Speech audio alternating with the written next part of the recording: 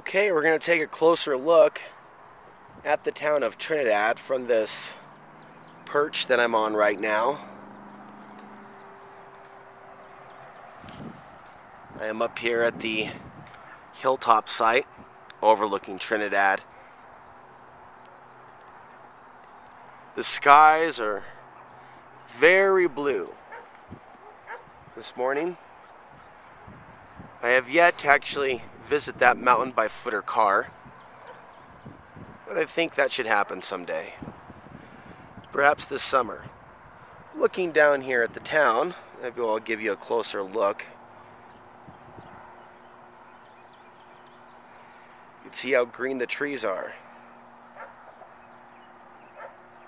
We have a dog barking at us, I'm sure. I'm sure he's barking at me. Hey, what are you doing up there? Now, this is the residential portion of town. This is your commercial part of downtown. Downtown Trinidad, right there. See the surrounding hills, the surrounding areas? Some amazing off-the-grid locations. There is a co-op here in town. It's,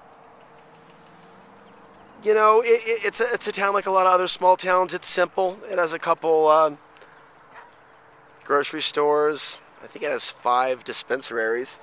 You know, I try not to go out too much.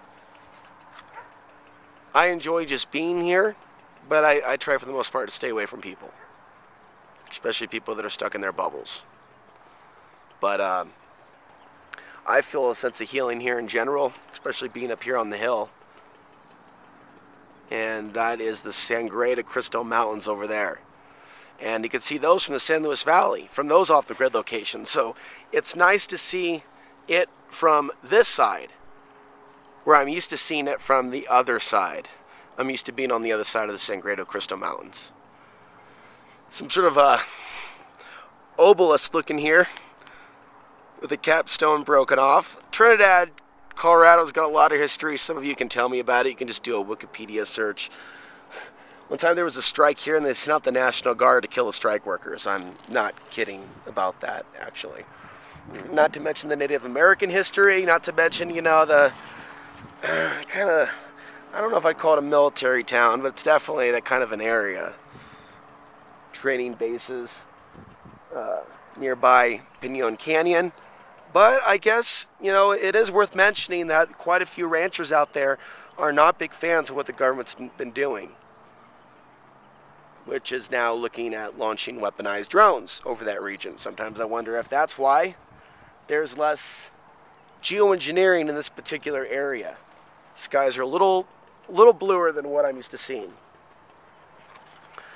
But this is the town of Trinidad, Colorado. I'm sure there are people that may watch this video that live here, that are more familiar with Trinidad, that are very proud of their school, very proud of their university, very proud of their downtown and, you know, the little world that they have built for themselves, you know, in society. I more or less am steering the focus on the beautiful earth. Not so much society, but this part of the planet. The part of the earth that the Native Americans respected, that lived here before current civilization. The part of the earth that probably had some amazing things take place a very, very long time ago. You know, Mount Blanca's over there in the San Luis Valley, and it blew its top a long time ago. And I speculated while being out here whether or not that there was an ancient land or a very different terrain. And I've also heard it said that this area was ocean millions of years ago. So there's a lot of very interesting history. By the way, when I was in, where was I? Well, I believe I was in Texas. I was at a state park where there were dinosaur bones in Texas. So here in the United States, you know, this land that we live on now, it has a lot of history, a lot of volcanic eruptions, other forms of life that lived here in the past. But it also raises other questions as to what life could be like on the planet in the distant future, with so many things potentially taking place. And with that, I will see you in the next video. Alex Answer here, signing off. from Southern Colorado.